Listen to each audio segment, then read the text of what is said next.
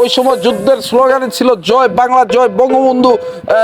দেশে এলো নতুনবাদ মুজিববাদ মুজিববাদ। সুতরাং মুজিববাদ বলতে কোনো শব্দ নাই, এটা এলো 71-এ একটা স্লোগান। বাংলাদেশ যে কেউ যদি কোনো ধ্বংসের আলামত বা ধ্বংস করার চেষ্টা করে, এই নাম পূর্ব পাকিস্তান বা আগের নামে ফেরত আনার চেষ্টা করে, এদেশের মুক্তিকামী জনগণ তা কোনোদিনও মেনে নেবে না। কিছুদিন আগে শুনলাম বাংলাদেশে নতুন একটা দল করছে এনসিপি, তারা বলতেছে তাদের বীরশ্রেষ্ঠ উপাধি দিতে হবে। আচ্ছা, তারা বীরশ্রেষ্ঠ কি করেছে? বীরশ্রেষ্ঠ মতিউর রহমানের লাইফ স্টাইল আপনার ইন্ডিয়া শেষ দিকে এসে ইন্ডিয়া কিছু সহায়তা করার কারণে আমরা জয়লাভ করছি। যদি ইন্ডিয়া সহায়তা নাও করতো, তাও ইনশাল্লাহ আমার দেশের এই জনগণ বা বাংলাদেশ নামক দেশের জন্ম হইতো। এখন বলতে চাই কথা যেটা। ধন্যবাদ সবাইকে। আমি সৈয়দ মোহাম্মদ ফাহাদুজ্জামান ফাহাদ এবং আমার সাথে আছেন আরডি রুদ্র। আমাদের চ্যানেলের নাম আরএফ ক্রিয়েশন চ্যানেল। অনেক আগের চ্যানেল, অনেক দিন থেকে আমরা ভিডিও করি এবং আপনারা এটাও জানেন যে গত বছর জুলাই আন্দোলনের সময় এই ছাত্রদের পক্ষ নিয়ে আরএফ চ্যানেল কথা বলছে। আরএফ ক্রিয়েশন সবসময় জনতার কথা বলে, গণমানুষের কথা বলে, ঠিক আছে? এক বছর পরে এই বাংলাদেশের কি অবস্থা আজকে তা বলার জন্য আপনাদের সামনে আমি ফাহাদুজ্জামান ফাহাদ বলতেছি। এই বাংলাদেশ নামটা জন্ম হয়েছে আমরা কিন্তু 1947 সালে ব্রিটিশরা দীর্ঘ প্রায় 200 বছর, এই 1757 থেকে সেই 1947 সাল প্রায় 190 বছর এই উপমহাদেশ শাসন করছিল ব্রিটিশরা।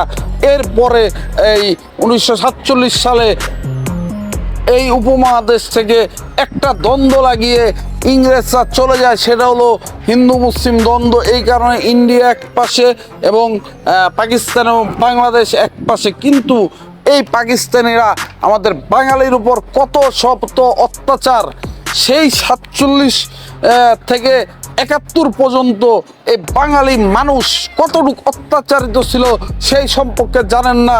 52 ভাষা আন্দোলন, বাংলায় কথা বলতে দিবে না, সেই সময় শুধুমাত্র এই ভাষা আন্দোলনে একমাত্র মায়ের ভাষায় বাংলা ভাষায় কথা বলার জন্য ভাষা শহীদ সালাম, রফিক, বরকত এরা শহীদ হয়েছেন।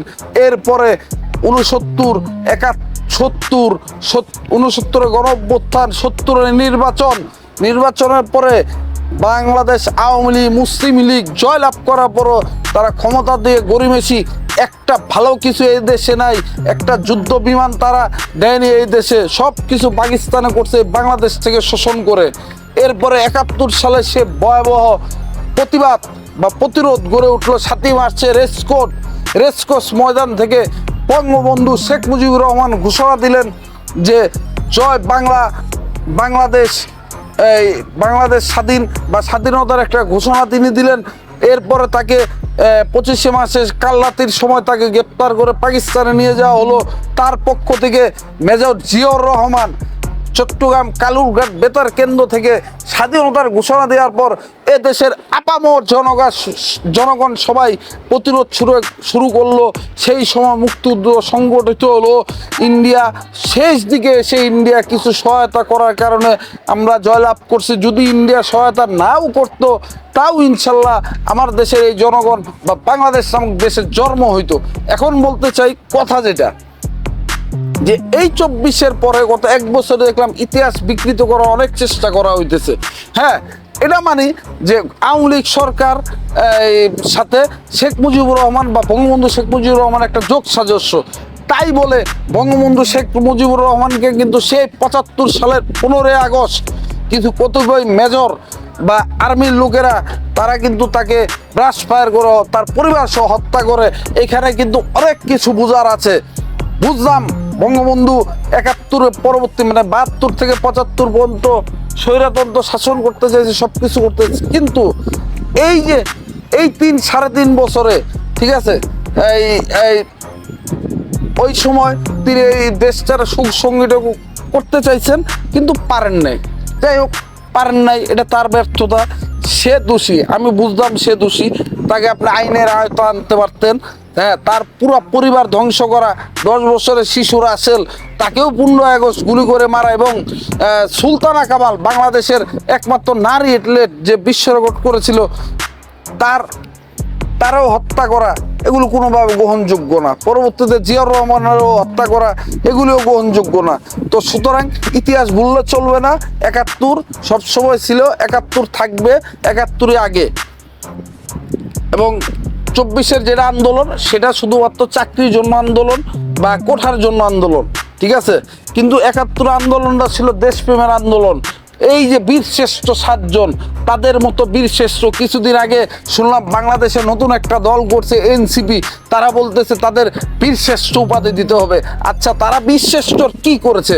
বীরশ্রেষ্ঠ মতিউর রহমানের লাইফ স্টাইল আপনারা পড়েন, ইতিহাস জানেন। কেন বীরশ্রেষ্ঠ হামিদুর রহমান লাইফ স্টাইল দেখেন, সে কিভাবে শহীদ হয়েছে, প্রতিটা মুক্তিযোদ্ধার কাহিনী দেখেন, তাদের পরিবারের কাহিনী জানেন। তো একটা কথাই বলি যে 71 সবার উপরে এই দেশ মুক্তিযোদ্ধারা এবং তাদের জীবন উৎসর্গ করে, মুক্তিযোদ্ধারা জাতির সর্বশ্রেষ্ঠ সন্তান, এবং বঙ্গবন্ধু শেখ মুজিবুর রহমানের নির্দেশে মুক্তিযোদ্ধারা যুদ্ধ করতে নাছে। ইভেন মেজর জিয়াউর রহমানও 9 মাস কৃতিত্বের সাথে যুদ্ধ করেছেন এই বঙ্গবন্ধু শেখ মুজিবুর রহমানের নির্দেশেই। তারা হলেন সবাই আমাদের জাতীয় নেতা, তারা মুক্তিযুদ্ধের কাণ্ডারি, বাংলাদেশের কাণ্ডারি। শেখ মুজিবুর রহমানের বাড়ি কেন ভাঙ্গা হইলো, কে ভাঙছে ওসব আমি বলতে চাই না, কিন্তু একটা কথা বলি যে বাড়িঘর ভাঙলেই কিন্তু ইতিহাস মোছা যায় না। ইতিহাসের জায়গায় থাকে। এই দেশ বাংলাদেশ 71-এর পক্ষের দেশ। বাংলাদেশ 24-এ গণ অভ্যুত্থান, 96-এর গণ অভ্যুত্থান এবং 2006 সালের জরুরি অবস্থার বাংলাদেশ সব কিছু ছিল। এই বাংলাদেশ যে কেউ যদি কোনো ধ্বংসের আলামত বা ধ্বংস করার চেষ্টা করে, এই নাম পূর্ব পাকিস্তান বা আগের নামে ফেরত আনার চেষ্টা করে, এদেশের মুক্তিকামী জনগণ তা কোনোদিনও মেনে নেবে না। এবং 71-এর পক্ষ বুঝি না, 24-এর পক্ষ বুঝি না, সব পক্ষ মিলে এই বাংলাদেশ রক্ষা করতে হবে। এবং বাংলার ইতিহাসে যারা মহানায়ক তাদের সম্মান দিতেই হবে। 71-এর সময় আমার একটা স্লোগান মনে পড়লো, সেটা শুধু স্লোগান ছিল, সে বার্তা হয় নাই, এটা ভুল বুঝছে কিছু কতিপয় আর্মিরা, সবাই না, কিছু কতিপয় বিপদগামী আর্মিরা, তারা ভুল বুঝছে। আসলে ওই সময় যুদ্ধের স্লোগানই ছিল জয় বাংলা, জয় বঙ্গবন্ধু, দেশে এলো নতুন বাত, মুজিববাদ। সুতরাং মুজিববাদ বলতে কোনো শব্দ নাই, এটা হলো 71-এর একটা স্লোগান। আপনারা এই জিনিস নিয়ে ভুল বুঝবেন না। এবং জাতির যে বীরশ্রেষ্ঠ এবং জাতির যে মুক্তিযোদ্ধা, তাদেরকে সম্মান করেন। মুক্তিযোদ্ধার গলায় জুতার মালা পরায়েন না। এই দেশ তারা যদি যুদ্ধে না নামতো তাহলে এই দেশ কোনোভাবে স্বাধীন হতো না। এবং পরিশেষে একটা কথাই বলতে চাই, এই দেশ কিন্তু সবশেষে এই বাংলাদেশের পক্ষে যারা, তারাই এই দেশে শেষ পর্যন্ত টিকে যাবে। যারা বিপক্ষে বাংলাদেশের নিয়ে ষড়যন্ত্র করতেছে, সারা বিশ্বে দৌড়াদৌড়ি করতেছে, তারা কিন্তু এই দেশে থাকতে পারবে না। এই বলে আজকে আমার বক্তব্য শেষ করলাম। আরব ক্রিয়েশন চ্যানেলের পক্ষ থেকে সবাইকে অসংখ্য ধন্যবাদ। এই বাংলাদেশ জয় বাংলা, বাংলাদেশ জিন্দাবাদ।